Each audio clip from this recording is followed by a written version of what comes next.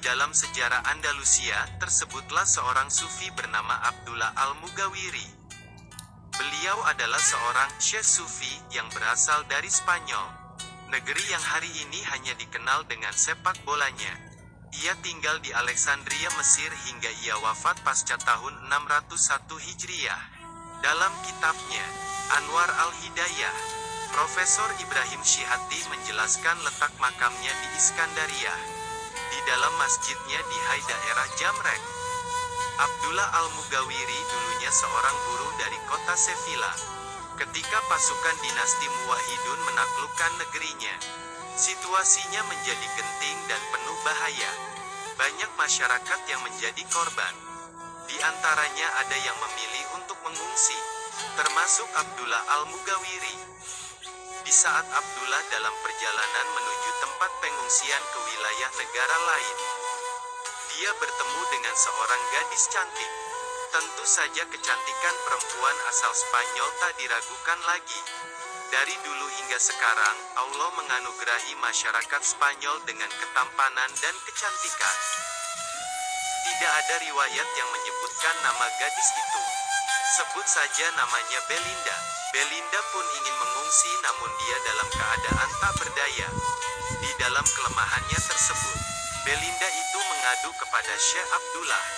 Tolong bawa aku ke Sevilla dan selamatkan aku dari pasukan itu. Aku tak ingin menjadi korban peperangan ini. Setelah berpikir sejenak, Abdullah memutuskan untuk menolong Belinda.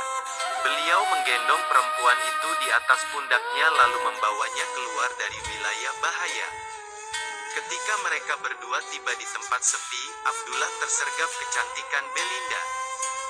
Dia ingin berbuat tidak senonoh kepada Belinda. Beliau saat itu masih muda sehingga tubuhnya masih kekar dan darah mudanya menggebu, termasuk syahwatnya. Seketika gelegak nafsunya mendesaknya untuk menggauli Belinda. Namun sebisa mungkin Abdullah menahan dirinya. Akalnya menolak untuk berbuat jahat kepada Belinda. Abdullah takut kepada ancaman neraka. Dia pernah mendengarkan pengajian mengenai dosa bagi pelaku zina sehingga tak mau berbuat dosa. Kendati demikian, nafsunya terus menginginkan Belinda, meski hati dan akalnya terus memberontak.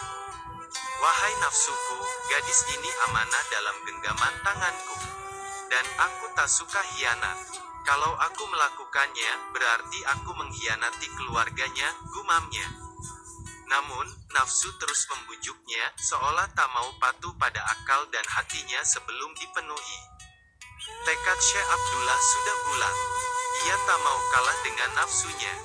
Ketika beliau amat ketakutan dengan nafsunya, beliau pegang kemaluannya lalu menjepitnya dengan 2 batu hingga terluka.